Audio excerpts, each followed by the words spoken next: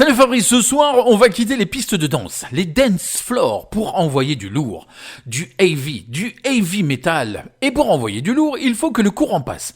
Et pour qu'il passe bien, il faut du courant alternatif et du courant continu. Je te le fais en anglais, alternative currents, direct currents.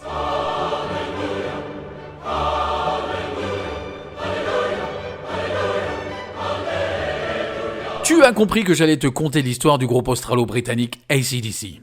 Nés à Glasgow en Écosse, au Royaume-Uni, les frères George, Malcolm et Angus Young émigrent avec leur famille en Australie en 1963 et s'installent dans la banlieue de Sydney.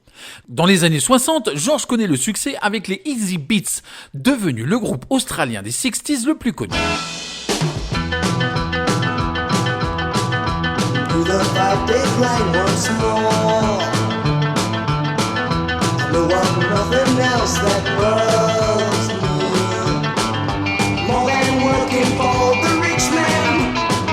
Ce succès déteint sur Malcolm qui rejoint en 1971 un groupe de Newcastle, toujours en Australie, nommé The Velvet Underground. Ne pas confondre évidemment avec le groupe américain du même nom.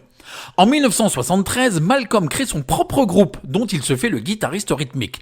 Il recrute Dave Evans au chant, Larry Van Crier à la guitare basse et Colin Burgess à la batterie, puis est rejoint par Angus qui devient le guitariste soliste.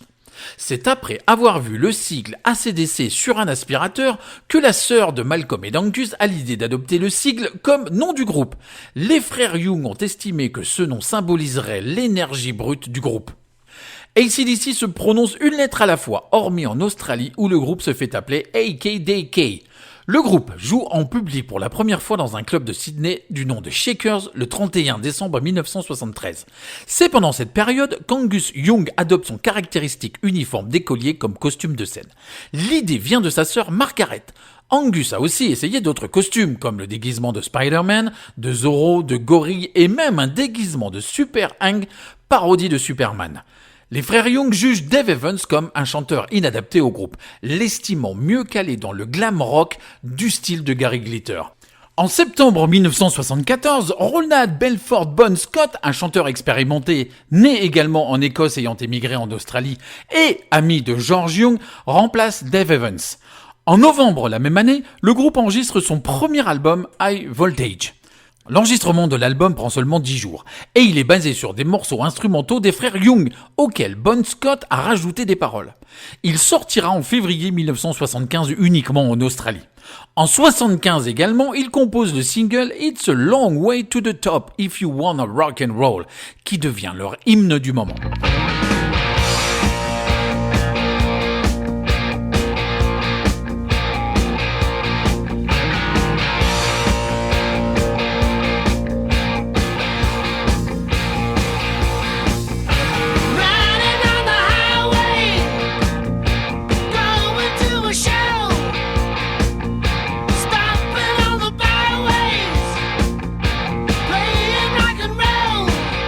La chanson est incluse dans leur deuxième album TNT, paru en décembre 1975 uniquement en Océanie. L'album comprend deux autres chansons classiques, High Voltage et TNT. En 1976, le groupe signe un contrat avec le label Atlantic Records et participe à une longue tournée européenne. Les membres y acquièrent l'expérience des concerts en faisant la première partie des groupes comme Rainbow, Black Sabbath, Aerosmith, Kiss, Styx ou encore Blue Oyster Cult. En mai sort leur premier album en Europe et aux États-Unis, High Voltage, sous le label Atlantic. Cet album est en fait une compilation de leurs deux premiers albums australiens, composés de 2 chansons issues de High Voltage et de 7 chansons issues de TNT. Let There Be Rock, le troisième album du groupe, sort en mars 1977 en Australie et en juin en Europe. Bien que sorti en pleine ascension du punk en Angleterre, l'album est très bien accueilli en Europe et devient un grand classique de l'histoire du rock. En tournée aux États-Unis et en première partie des groupes Black Sabbath, Van Halen ou encore Kiss, AC/DC s'attire de nombreux problèmes au fait qu'ils volent régulièrement la vedette aux autres groupes de deuxième partie. Ce dernier ne devant ramasser que des miettes, ce qui forge une solide réputation aux jeunes groupes jusqu'à ce qu'ils passent en deuxième partie. Ils ne pourront pas achever cette tournée à cause d'une dispute entre Malcolm et Geezer Butler, le bassiste de Black Sabbath. Cela ne les empêchera pas de faire un triomphe aux États-Unis, notamment lors du concert de Kiss à New York. Angus chauffe la salle en première partie à tel point que l'ambiance sera ennuyeuse durant le passage de Kiss. Living easy, living free. Season ticket on a one-way ride. Asking nothing, leave me be. Take your everything in my stride. Don't need reason, don't need rhyme. Ain't nothing I'd rather do. Going down, party time. My friends are gonna be there too. I'm on the highway to hell. On the highway to hell. Highway to hell.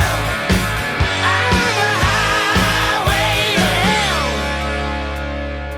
Highway to Hell, l'album sorti en juillet 1979, connaît un véritable succès dans le monde et fait d'ACDC un groupe incontournable du hard rock. L'album atteint la 17e place aux États-Unis et sera le premier album du groupe classé dans le top 100. Le 19 février 1980, Bon Scott sera retrouvé mort dans la R5 d'un ami.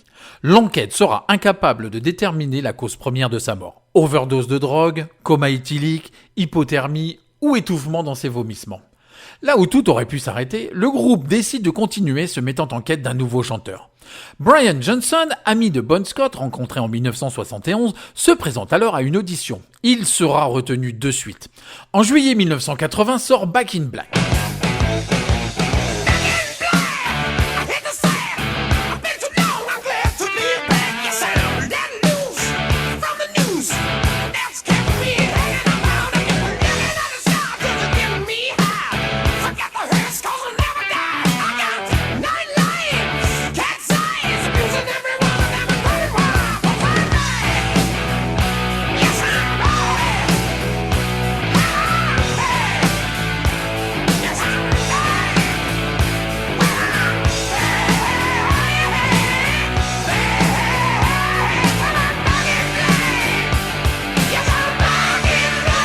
Cet album débute par les sons de cloche de Hells Bells, en hommage à Bon Scott.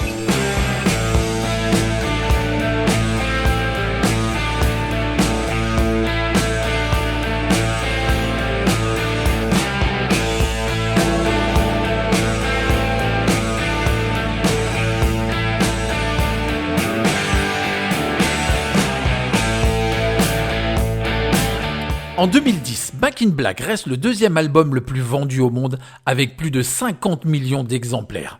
Juste derrière Thriller de Michael Jackson et devant Dark Side of the Moon des Pink Floyd. En 1988, après une tournée épuisante et due à son addiction à l'alcool, Malcolm fait une pause mais revient en 1990 avec l'album Razor's Edge. C'est le grand retour commercial du groupe. L'histoire n'est toujours pas finie.